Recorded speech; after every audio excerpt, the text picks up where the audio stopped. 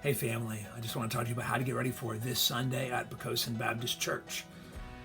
We are finalizing a 12-week sermon series on the minor prophets.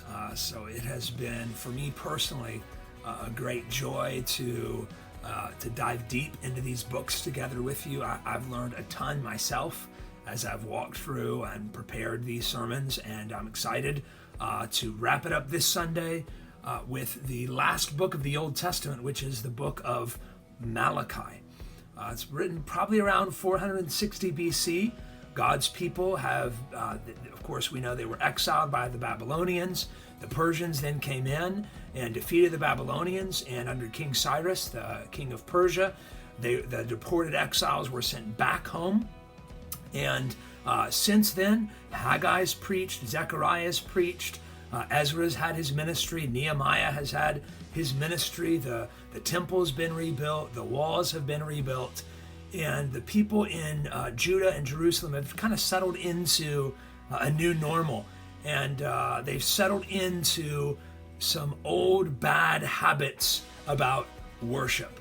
And Malachi writes to the returned exiles living in Jerusalem and beyond, and he's writing really as like an attorney that's bringing a lawsuit. Once again, the prophets have done this, bringing a lawsuit from God to God's people, showing them their failures and their sin. And specifically, we're going to see throughout the book of Malachi that God is not pleased with his people's worship.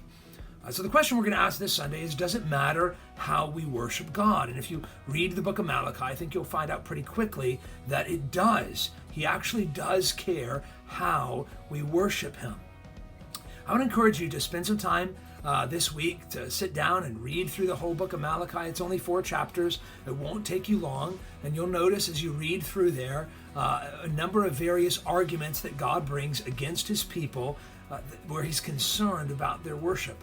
Now, you'll also notice, perhaps, that there's several really controversial themes that are approached in the book of Malachi. So things like election, divorce, tithing, all of these things come up in the prophet Malachi. And because we're working through this book, we're going to talk about all 3 of those things this coming Sunday. This is a really important sermon for us to think biblically about what it means to worship God, but also for us to think rightly about the way that the Old Testament is ultimately pointing us to our gospel hope in Jesus Christ. So I want to encourage you, if you're in town, if you're able to be with us, gather with us on Sunday, gather expecting God to speak to you through his word from the prophet Malachi.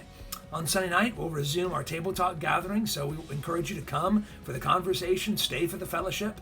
We're going to start at 5:30, and we're going to tackle something that's been in the news recently, and that is recreational marijuana. So here in the state of Virginia, it's been legalized as of July 1st, and so we're going to ask, how do we think through something like this as Christians? It could be that as a Christian, your response against, or your reason not to indulge in recreational marijuana has been, it's illegal. Well, now that's been taken away. So if it's legal, is it okay? Is the fact that something is permitted by the law mean that it's permitted for a Christian?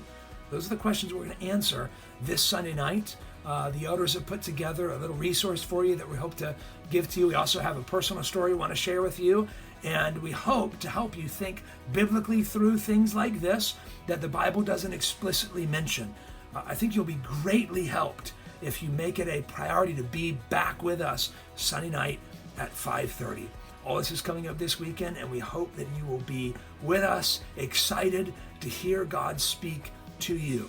Hope to see you then.